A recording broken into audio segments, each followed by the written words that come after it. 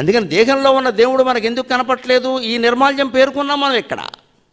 ఇంకా ఏదో అది ఉంది, ఇది ఉంది, బాధ్యతలు, బరువులు, 60 ఏళ్ళు దాటినా సరే, 70 దాటినా సరే, 80 దాటినా సరే. నేను మన పద్మశ్రీ వచ్చిందని ప్రకటించాక టీవీలో వాళ్ళు ఎవరో ఒకళ్ళు అడిగారు నన్ను, మీ లైఫ్ డ్రీమ్ ఏమిటన్నారు. Life itself is a dream అన్నాను నేను.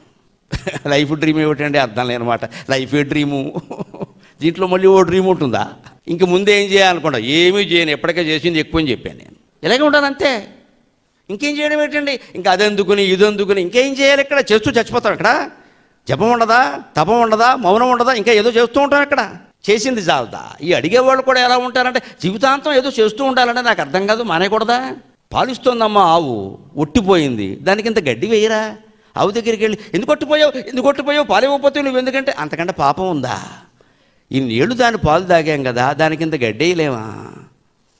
ఈ నీళ్లు కవో, పండితుడో, గాయకుడో, కళాకారుడో పాడింది పాడాడు, రాసింది రాశాడు, అయ్యా మీరు విశ్రాంతి తీసుకోండి, మిమ్మల్ని మేము పోషిస్తాం అనలేమా? ఆ కృతజ్ఞత ఉండద్దా?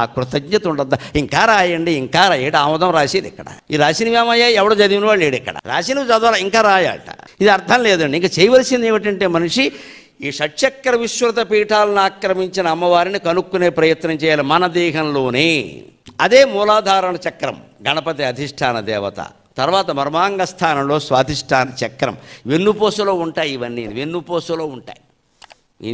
ఈ ముందు స్థానాలు ఇది నాభిస్థానమని, హృదయస్థానమని, కంఠమని ఎందుకు చెబుతారంటే మనం గుర్తుపడ్డానికి. గొంతులో ఉంటాయని నొక్కేసుకోకుండా ప్రాణం పోతుంది. ఈ మొత్తం కింద మనం కూర్చున్న ఆసన స్థానం దగ్గర నుంచి ఈ వెన్నుపోసి ఇక్కడ వరకు ఉంటుందండి. ముచ్చిలి గుంట అంటారు, సరస్సు కింద ముచ్చిలి గుంట అంటారు. ఇక్కడ ఈ గుంట వరకు ఉంటుందండి వెన్నుపోసు పొడుగ్గా. అంటే హృదయంలో ఉన్నది ఆత్మలింగం కదా, వెనకాల వెన్నుపోస ఆత్మలింగాన్ని మించి పై స్థాయిలో ఉంది, గమనించండి. అందుకే మన హిందూ దేవాలయ వ్యవస్థ ఎంత గొప్పదో దయచేసి గమనించండి. గర్భగుడిలో లింగం కంటే ధ్వజస్తంభం చాలా పెద్దదిగా ఉంటుంది ఖచ్చితంగా. ఆ ధ్వజస్తంభమే నీ శరీరంలో వెన్నుపూస. ఆ గర్భగుడిలో లింగమే నీ గుండెల్లో ఉండే ఆత్మలింగం. అందుకే గర్భగుడిలో ఉండే దేవుడి కంటే ధ్వజస్తంభం చాలా ఎత్తుగా ఉంటుంది. పైగా ఏకాండి కొయ్య పట్టుకొస్తారు. ధ్వజస్తంభానికి ఎప్పుడు మేకులు కొట్టేసేసి అతికేసి పెట్టకూడదు. ఎక్కడెక్కడో అడవుల్లో దొరుకుతాయి. ఎంత దూరమైనా సరే, ఎంత శ్రమైనా సరే 3 లారీలు వరుసగా పెట్టేసి 36 చక్రాలు పెట్టి పట్టుకొస్తారు.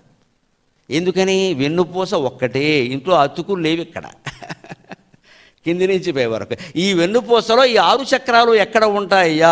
గుదస్థానంలో, ఆసన స్థానంలో మూలాధార చక్రం, మర్మాంగ స్థానంలో స్వాధిష్టాన చక్రం, నాభిస్థానంలో మణిపూర చక్రం, హృదయస్థానంలో అనాహత చక్రం, కంఠస్థానంలో విశుద్ధ చక్రం, భ్రూమధ్యంలో కనుబొమ్మల మధ్యలో ఆజ్ఞాచక్రం, ఆ పైన సహస్రారం ఇక్కడ మాడు మీద.